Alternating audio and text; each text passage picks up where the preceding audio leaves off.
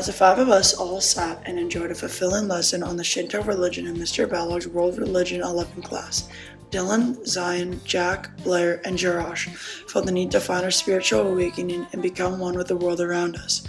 Learning the Shinto religion in class could only allow our brains to go so far, so we had to immerse ourselves within the religion in person in order to gain the best knowledge and understanding. So, in good spirit, we all decided to go on a spiritual pilgrimage in order to seek knowledge in East Japan. After several weeks of precisely planning our trip to Japan, it was our personal goal to plan accordingly, in the most budget-friendly way, and to be able to spend the bare minimum for our trip.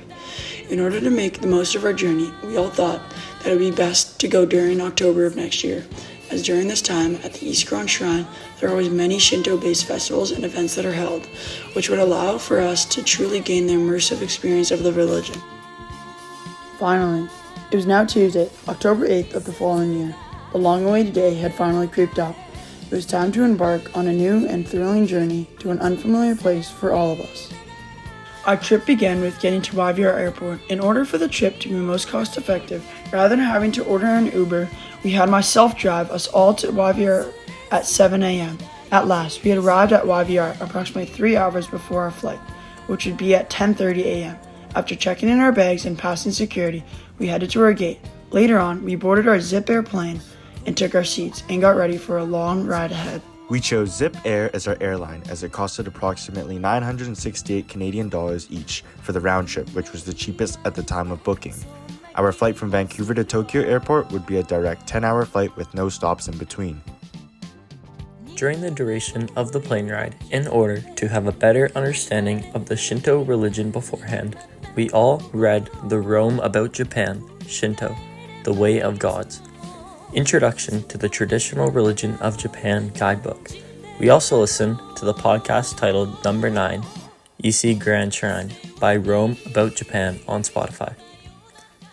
After arriving in Tokyo, it was a quick turnaround to our bullet train ride to Ise City, which would lead us one step closer to our spiritual replenishment.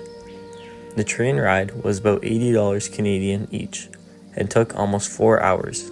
During the train ride, we passed through several busy cities, as well as strolled through the breathtaking countryside of Japan as we headed to our destination. In Japan, the cities were much busier than Vancouver due to the larger population, and the countryside felt truly calming as its natural beauty and grasslands made for stunning views. Upon arriving in the city of Ise, the boys and I felt a little off course due to the busy streets as we meandered through the city to find our hotel.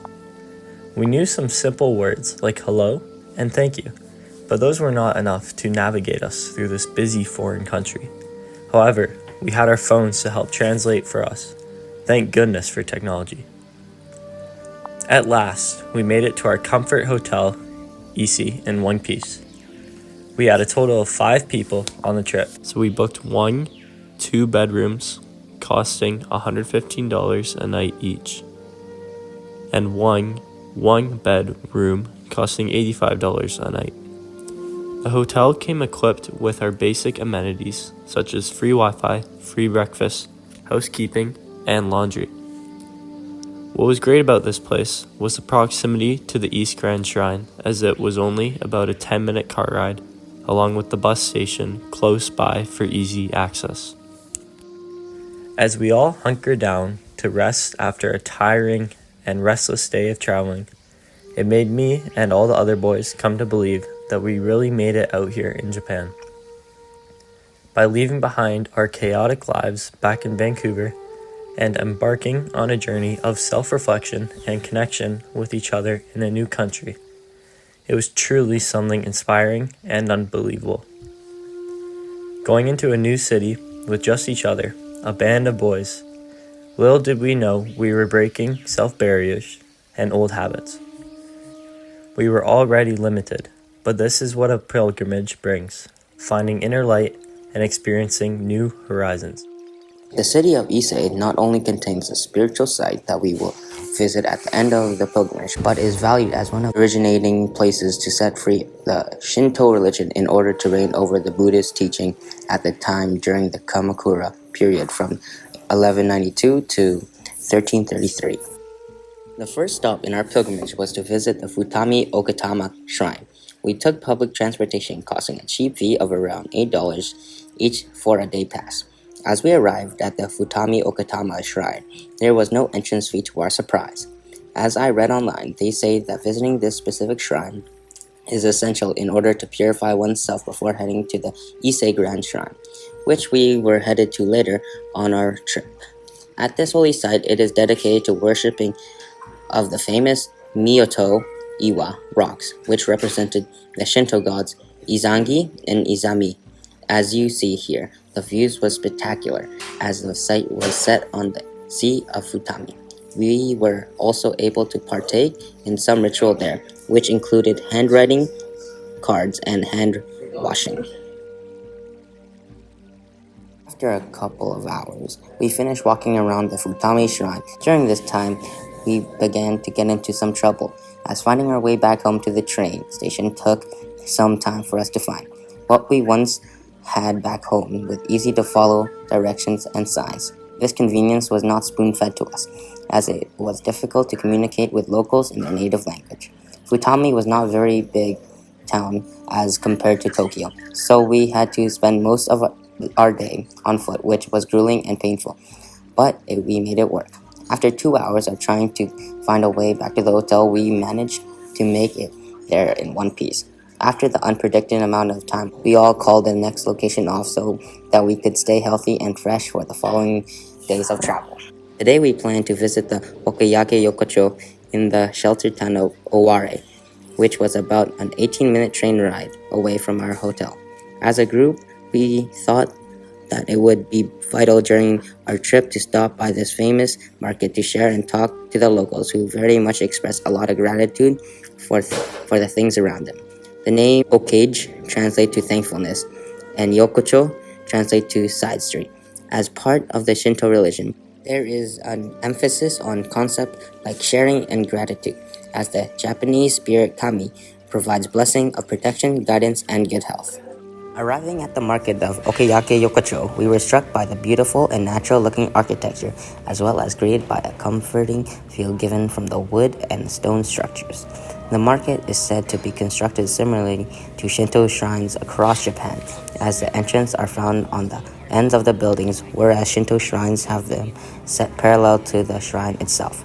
As we walked around, we learned that this market serves a cultural hub for many pilgrims, as the site captures the spirit of the richness of the Shinto beliefs. After some time, we decided to snack on some traditional cuisine, but staying away from seafood-based dishes, as the Shinto religion does not allow for consumption of fish.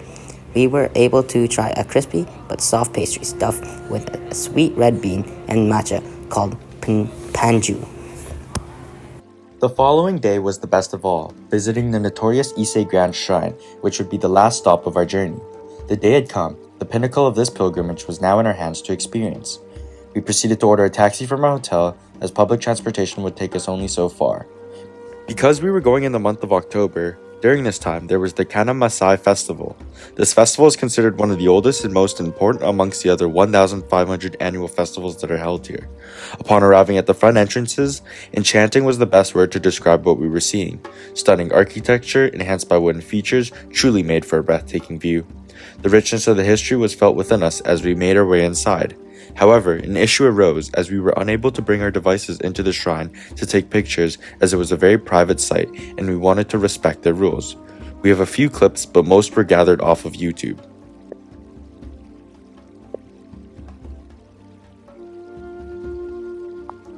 This harvest festival centers around the Yukiyoma Kameshi, along with offerings of purification and gratitude to Omikami to respect the emperor's will.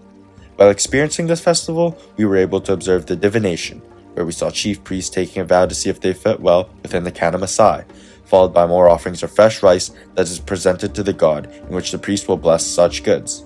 Solemn worship rituals in hopes of wishing for a promising future are done at the many inner shrines within the Ise Grand Shrine. For all of us, we personally felt a surge of great influence through the locals that attended the festival, as it showed how the richness of the culture is truly an emphasis for their practice. a safe place for all people to gather, it truly opened our eyes to the importance of gathering together to celebrate the faith through ourselves and as a collective whole. Wishing that we had all more time spent in Japan to experience more, our pilgrimage winded down. As it was time to head back home, boarding the train that took us from Tokyo to Ise, we were struck by a sense of gratitude for the pilgrimage that we had completed. We were able to debrief events that we had faced, which made us eager to understand how we had changed throughout the trip. Beginning with the arrival in Japan, we struggled to navigate through the busy environment, but this symbolizes how journeys are never in a direct straight path, but rather a road filled with obstacles. By arriving in an unfamiliar country, it required our dedication to endure the challenges of this pilgrimage, as doubts of fear could arise out of nowhere. However, by the end of the pilgrimage, we were able to use our surroundings to our advantage, as we had become intertwined with the elements around us. Starting off at the Futami Okitama Shrine, we were able to begin the trip with a self-purification, as the Shinto religion holds significant importance to cleansing oneself of any impurities, both physically and mentally. While at this site, we were able to reconnect and balance our inner beliefs of what we had come to Japan to seek, which was to learn more about ourselves through the environment along with being physically with each other. The second location we visited, the Okage Yokocho, which encapsulated the richness of the Shinto culture through the glimpse of a street market. By visiting this site, we were able to experience a recreated historical region which displayed various aspects of the Shinto culture, including connection with the past, gratitude, sharing, and socialization. At last, the pinnacle of the trip, the Ise Grand Shrine, where we were able to experience the Kanamuse festival firsthand. This place serves as a daily reminder that the interconnectedness of culture, pride, history, and people can provide a central hub for all walks of life together. The importance of finding yourself along the way was portrayed deeply, as well as we all encountered many rituals that were done during our time at the shrine.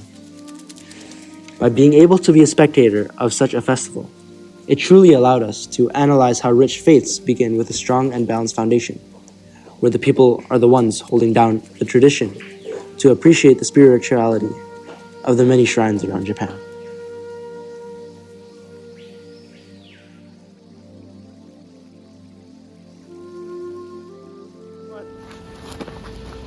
What's up, guys? Back from the pilgrimage, feeling sacred and holy, cleansed, and we'll see you next time.